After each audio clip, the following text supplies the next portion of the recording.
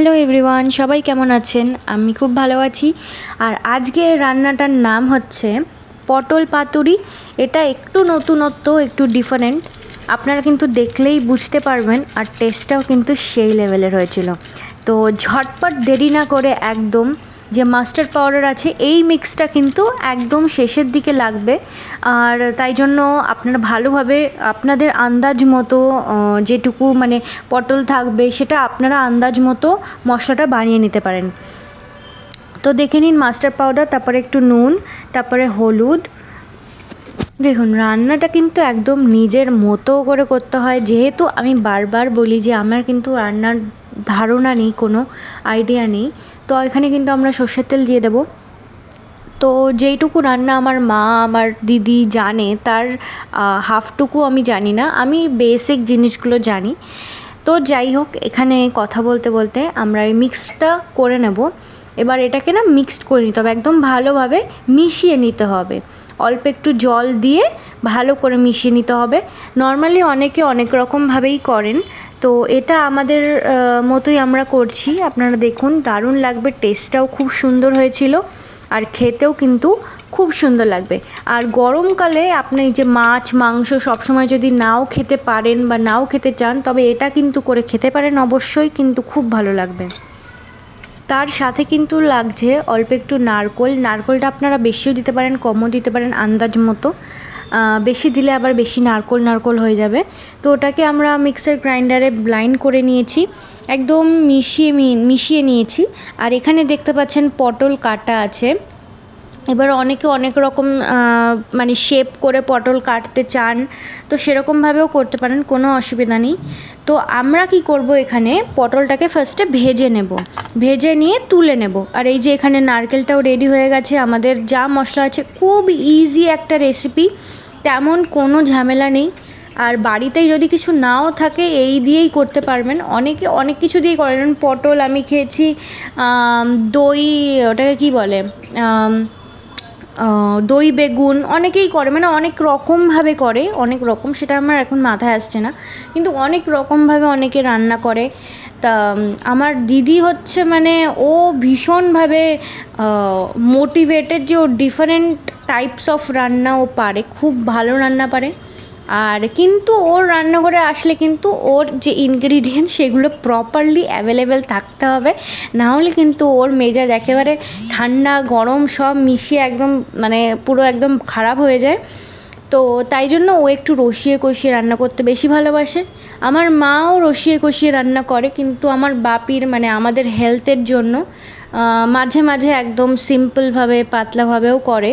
হ্যাঁ, দিদিও করে, কিন্তু সবসময় আর কি হয় না, যখন খুব স্পেশাল কোনো কিছু হয় তখনই আমরা হচ্ছি একটুখানি রসিয়ে কষিয়ে রান্না করে, সবাই খেতে ভালোবাসে, আমরাও ভালোবাসি। তো দেখুন এখানে কিন্তু পটলটা একদম ভাজা হয়ে গেছে, ভাজা হচ্ছে। এখানে কয়েকটা পটল অনেকটা একটু বেশি ছিল মানে আমাদের জন্য, কারণ আমাদের বারবার বললি যে দাদু দিদাও থাকে, মা।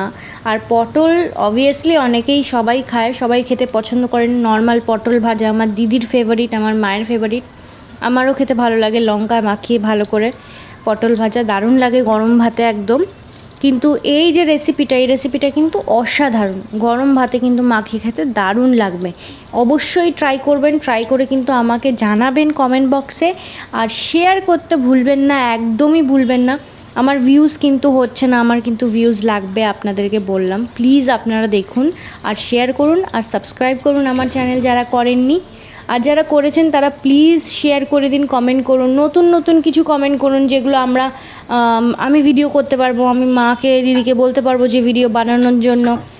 আর দেখুন, একটা ফ্যামিলিতে যখন আমি বাড়িতে থাকতাম তখন ওটা আমার ভাবেই আমি রেকর্ড করতাম, বলতাম। তো এখন সেটা হচ্ছে না, কারণ এখন আমি তো ওখানে নেই, ওরা ভিডিও করছে, কষ্ট করে ভিডিও করে আমাকে পাঠাচ্ছে। মাঝে মাঝে ভিডিওটা ডাউনলোড হচ্ছে না, ভিডিওটা অনেক কেটে কেটে যাচ্ছে, 2-3 বার করে ডাউনলোড করতে হচ্ছে আমাকে, ওরা পাঠাচ্ছে। অনেক ঝামেলা করে আমি ভিডিওগুলো বানাচ্ছি। প্লিজ সাপোর্ট করুন, আর অবশ্যই কিন্তু সাবস্ক্রাইব করে দেবেন আর শেয়ার করে দিন। যাই হোক, তো এখানে কিন্তু কথা বলতে বলতে পটলটাও ভাজা হয়ে গেছে, তো এগুলো কিন্তু তুলে রাখছে, ঠিক আছে। এখানে কিন্তু ফ্রাই প্যানে একটুখানি তেল গরম হচ্ছে এখানে কিন্তু ও কাঁচা লঙ্কা দিয়ে দিয়েছে।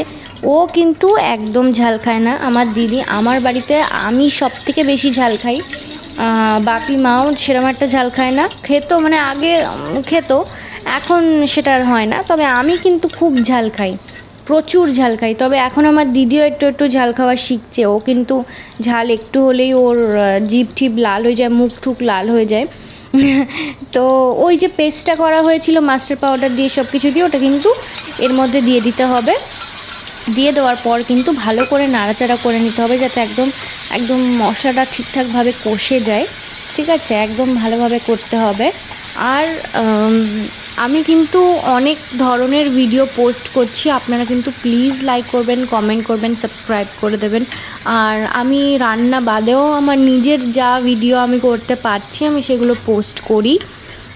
ম্যাক্সিমাম রান্নাটা করা হয় বেশি, কারণ যেহেতু দুপুর আর ডিনার রান্নাটাও হয়ে যায় আর ভিডিও একসাথে করা হয়ে যায়। যাই হোক, এখানে কিন্তু পটলগুলো ওই ফ্রাই প্যানের মধ্যে দিয়ে দিলেও কিন্তু ভালো করে নাড়িয়ে নিচ্ছে। একদম ভালো করে গামাখা করে মাখিয়ে নিতে হবে পটলটাকে একদম সুন্দর করে। আর যেহেতু জুসগুলো যাতে ভেতরে ঢোকে সেইটাই দেখতে হবে। দারুণ লাগবে কিন্তু খেতে।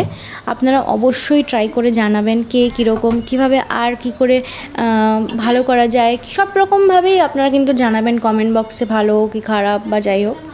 আর অল্প হালকা একটু জল দিয়ে দিতে হবে, যেরকম আমরা সব রান্নাতেই করি। হালকা জল দিয়ে এটাকে একটুখানি কষতে দিতে হবে, মানে একটুখানি ভালো করে হালকা হাতে নাড়িয়ে নিয়ে ভালোভাবে কষতে দিতে হবে। এবার কিন্তু নারকোল যে বাটাটা ছিল ওটা দিয়ে দিতে হবে ওপর থেকে। দেখতেই পাচ্ছেন কালারটা এত সুন্দর হয়েছে, দারুণ লেগেছিল। টেস্টটাও কিন্তু সেই লেভেলের হবে। আর এটা কিন্তু একদম কাঁচা লঙ্কা দিয়ে গরম ভাতে সার্ভ করে একদম দারুণভাবে রান্না করে একদম খেয়ে ঠেক একদম ভাত ঘুম দেবেন, দিয়ে কিন্তু দারুণ লাগবে। আপনারা যদি লঙ্কা আবার অ্যাড করতে চান পরে লঙ্কা অ্যাডও করতে পারেন। ঝাল নুন সব কিছুই কিন্তু আন্দাজ মতো আপনারা দিতে পারেন, আপনাদের আন্দাজ মতো। তো এখানে ওপর দিয়ে কয়েকটা লঙ্কা আবার দিয়ে দিল। আর কালারটা দেখুন, জাস্ট কালারটা দেখুন কত সুন্দর কালার হয়েছে, জাস্ট অসাম কালার হয়েছে। রান্নাটা কিন্তু একদমই রেডি। তো আপনারা কিন্তু একদম দুপুরবেলায় ভাতের সাথে এই রেসিপিটা ট্রাই করতে একদম ভুলবেন না। আর আমাকে কিন্তু জানাবেন যে রেসিপিটা কেমন হয়েছে, তাহলে কিন্তু আমি আরও নতুন নতুন রেসিপি আমি আমার মাকে বলবো, দিদিকে বলবো বানাতে। তো আর আপনাদের সাথে শেয়ার করব। আর আপনারাও জানাবেন যে কেমন হয়েছে না হয়েছে। ঠিক আছে, সাবস্ক্রাইব করে দেবেন। Bye bye.